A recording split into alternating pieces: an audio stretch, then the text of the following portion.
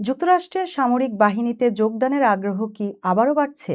নতুন তথ্য বলছে, কয়েক বছরের নিয়োগ সংকট কাটিয়ে এবার মার্কিন সামরিক বাহিনীর প্রায় সব শাখাই তাদের নিয়োগ লক্ষ্যমাত্রা পূরণ করছে। তবে এর পেছনে রাজনৈতিক সমর্থনের চেয়ে চাকরি, স্থায়ী আয়, শিক্ষা সুবিধা ও কেরিয়ার গড়ার সুযোগই বড় কারণ বলে উঠে এসেছে।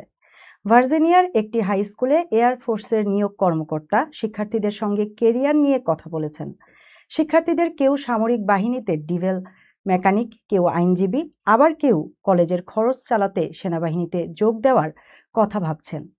তথ্য অনুযায়ী 2026 অর্থবছরে মার্কিন সেনাবাহিনী 61,500 সক্রিয় সদস্য নিয়োগের লক্ষ্য পূরণ করেছে।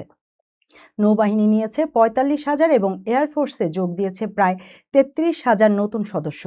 সব মিলিয়ে টানা তৃতীয় বছর প্রতিটি সক্রিয় সামরিক শাখা তাদের নিয়োগ লক্ষ্য পূরণ করেছে।